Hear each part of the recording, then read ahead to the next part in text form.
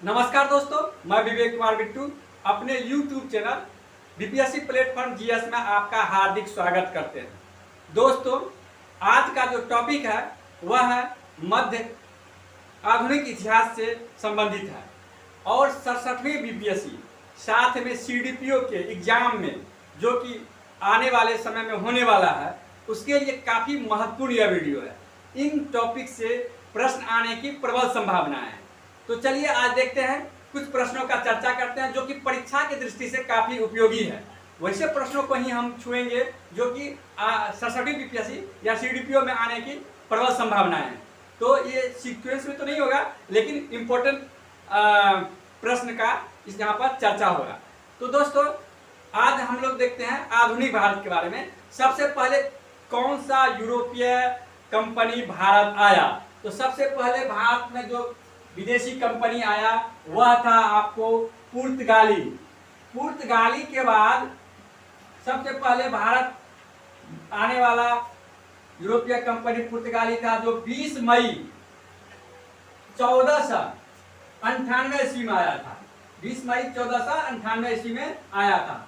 सबसे पहले भारत आने वाला पुर्तगाली यात्री 20 मई 1498 ईस्वी में जो था वह था वास्को डी गामा।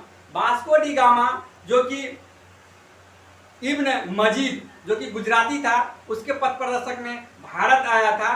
तो वास्को डी गामा सबसे पहले पश्चिम भारत, दक्षिण भारत और दक्षिण पश्चिम भारत में कालीकट के पास आया था। कालीकट में जमोरियन, उस समय में जमोरियन का शासनकाल था। जमोरियन ने इसका काफ़ी स्वागत किया और यहाँ से फिर वास्को डी गामा वापस चला गया। फिर उन्होंने वास्को डी गामा जो भारत का खोज किया था ये आपको पुर्तगाली यात्री था, जबकि आपको स्पेन के यात्री कोलंबस, उन्होंने भारत का खोज करने के लिए तो निकला लेकिन वह है उत्तरी अमेरिका का खोज किया। उसके बाद ब्रिटेन के प्रमुख यात्री कैप्टन कुक, इन्होंने ऑस्ट्रेलिया का खोज किया। और तस्मान जो कि डेनिश यात्री थे, इन्होंने न्यूजीलैंड का खोज किया। तो पुर्तगाली के बारे में थोड़ा सा और चर्चा कर लेते हैं। पुर्तगाली में अल्बुकर्क जो था, उन्होंने कोचीन में अपना व्यापारिक कोठी स्थापित किया था। कोचीन पुर्तगालियों का राजधानी भी बना। सबसे पहला पुर्तगाली गवर्नर जो था वह था फ्रांसिस्को अल्मीडा। इन्होंने ब्लू वाटर नीति का अनुसरण किया था। अल्बुकर्क, इनका शासनकाल 1509 ईस्वी में स्टार्ट होता है। इन्होंने गोवा बीजापुर के शासक यूसुफ आदिल शाह से छीन लिया। और नीनो दी कुन्हा तीसरा सबसे महत्वपूर्ण पुर्तगाली गवर्नर हुआ। इनका शासनकाल 1529 ईस्वी से 38 ईस्वी तक रहा। नीनो दी कुन्हा के शासनकाल में कोचीन से राजधानी को बदल करके गोवा कर दिया गया और इन्होंने द्वीप पर भी अधिकार कर लिया था 1535 ईस्वी में। दमन जो है पुर्तगालियों के अंतर्गत जो आया था वह आया था 1559 ईस्वी में। बंगाल में हुगली को अड्डा बना करके पुर्तगालियों ने लूटपाट करने का अपना और व्यापार करने का काम किया। पुर्तगाली के बाद भारत में डच आया। डच का प्रमुख व्यापारिक केंद्र में मसूलीपट्टनम, नागपट्टनम, चिंसुरा, पटना में इनका प्रमुख व्यापारिक केंद्र जो था वह पटना कॉलेज में था। पटना कॉलेज जो अभी वर्तमान में पटना कॉलेज है, यहाँ पर डच का प्रमुख कोठी हुआ करता था। और जबकि गुलजारबाग का जो गवर्नमेंट प्रिंटिंग प्रेस है वह ईस्ट इंडिया कंपनी का व्यापारिक कोठी भारत में हुआ करता था। भारत में मेनडिक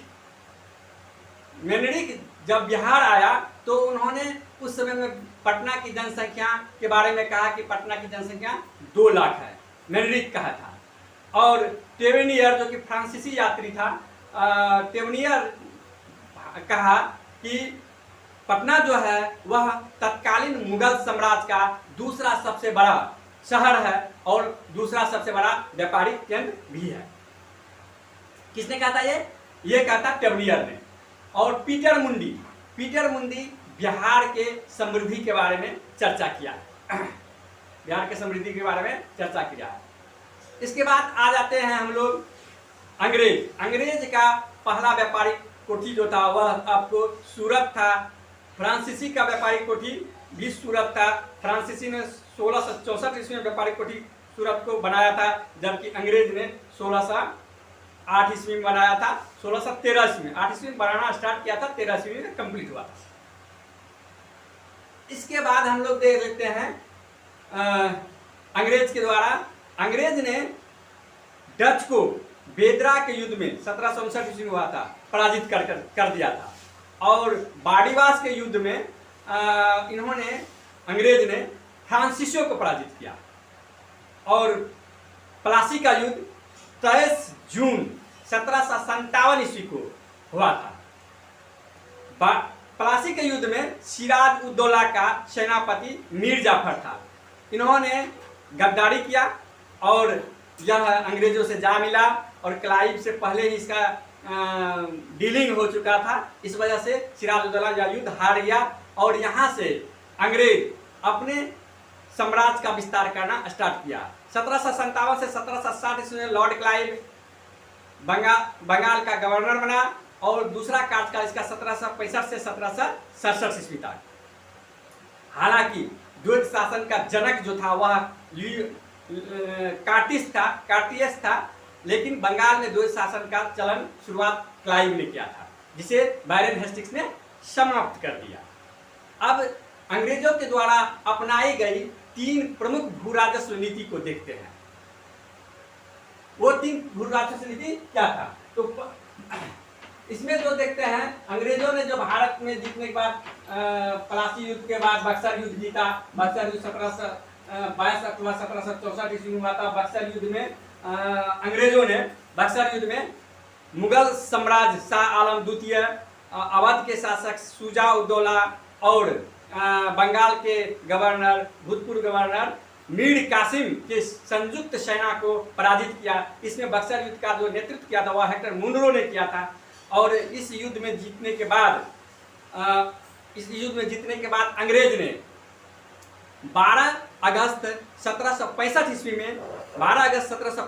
में इलाहाबाद का संधि मुगल बादशाह से किया, जिसके तहत कड़ा का क्षेत्र, इलाहाबाद का क्षेत्र मुगल बादशाह को मिला और साथ में मुगल बादशाह को 26 लाख रुपया पेंशन अंग्रेज के द्वारा दिया गया। और बदले में मुगल बादशाह ने ईस्ट इंडिया कंपनी को बंगाल, बिहार, उड़ीसा की दीवानी सौंप दी। बंगाल, बिहार, उड़ीसा की दीवानी मिलने के उपरांत अंग्रेजों ने बंगाल का उप दीवान राजा खां और सितावरे को चुना और जबकि राय दुर्लभ को बिहार का उप दीवान नियुक्त किया गया था। अब देखते हैं 3 भू राजस्व नीति अंग्रेजों ने अपने साम्राज्य को सुदृढ़ करने के लिए के बाद जो है उन्होंने भू राजस्व की नीति जो 3 को अपनाया था, जिसमें अस्थायी बंदोबस्त, रैयतवारी व्यवस्था और मालवारी व्यवस्था प्रमुख था। अब चलते हैं अस्थायी बंदोबस्त के बारे में कुछ चर्चा करते हैं। अस्थायी बंदोबस्त जो था यह 10 वर्षीय भू राजस्व व्यवस्था का ये था। 10 वर्षीय भू राजस्व व्यवस्था था अस्थायी बंदोबस्त। इसमें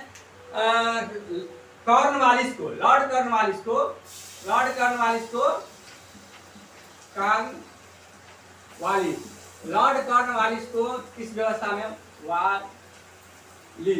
लॉर्ड कॉर्नवालिस को इस भू राजस्व व्यवस्था में सहयोग जो दिया था वह सर जॉन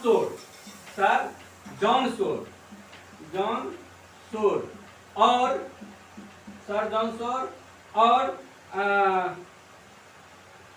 कैप्टन ग्रांट ने दिया था। कैप्टन ग्रांट अस्थायी बंदोबस्त में लॉर्ड कॉर्नवालिस को sir John Shore, captain grant ने भी सहयोग किया था। यह 10 वर्षीय भू राजस्व व्यवस्था था। इसमें जमींदार को भूमि का मालिक बना दिया गया और भूमि चूंकि भू राजस्व निश्चित नहीं था, इसलिए जमींदार अपने मनमाने से काफी वसूल करता था भू राजस्व, जिससे किसानों का काफी शोषण होता था। इसमें 90% भू राजस्व या 89% भू राजस्व जो है वह वसूल करके अंग्रेज को दे देना पड़ता था। 11% भू राजस्व जमींदार अपने पास रखता था। लेकिन चूंकि भू राजस्व का दर निर्धारित नहीं था तो जमींदार मनमाने तरीके से भू राजस्व वसूल करता था किसानों से, जिस वजह से किसानों का काफ़ी शोषण हुआ और इसमें बहुत सारे किसान बर्बाद हो गए। चूंकि यह सूर्यास्त का नियम लागू था, इसमें निश्चित तारीख को जमींदार को भू राजस्व जमा कर देना होता था अंग्रेज के कोष में, अन्यथा उसकी जमींदारी नीलाम कर दी जाती थी। यह वंशानुगत इसका अधिकार जमींदारी पर जमींदारों को मिल गया था, वह उसको गिरवी वगैरह भी रख सकता था। उसके बाद दूसरी भू राजस्व नीति जो अपनाया गया था वह रैयतवाड़ी व्यवस्था में अपनाया गया था। कौन सा अपनाया गया था? रैयतवाड़ी व्यवस्था। रैयतवाड़ी व्यवस्था में क्या हुआ? रैयतवाड़ी व्यवस्था, रैयतवाड़ी व्यवस्था को लागू करने के लिए, इस पर काम करने के लिए मुख्य रूप से टॉमस मुनरो और कैप्टन रीड, दो लोगों ने इसको, टॉमस मुनरो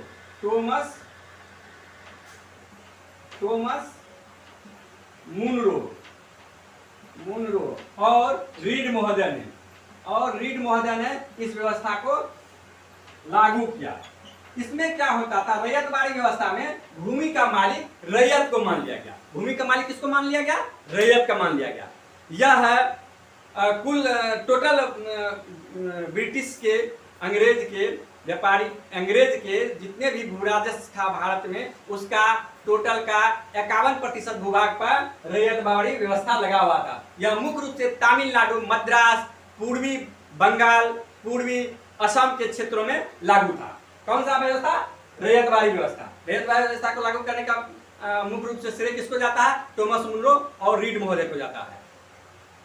रैयतवाड़ी व्यवस्था के बाद इसमें रैयतवाड़ी व्यवस्था में भूमि का सर्वेक्षण भी किया गया था, इस बात को भी ध्यान रखना हुआ है। इसके बाद आते हैं महालवाड़ी व्यवस्था। यह पूरे गांव या महाल को एक भू राजस्व के रूप में निर्धारित कर दिया जाता था। इस व्यवस्था को लागू करने का व्यवस्था था हर्ट मैकेंजी को।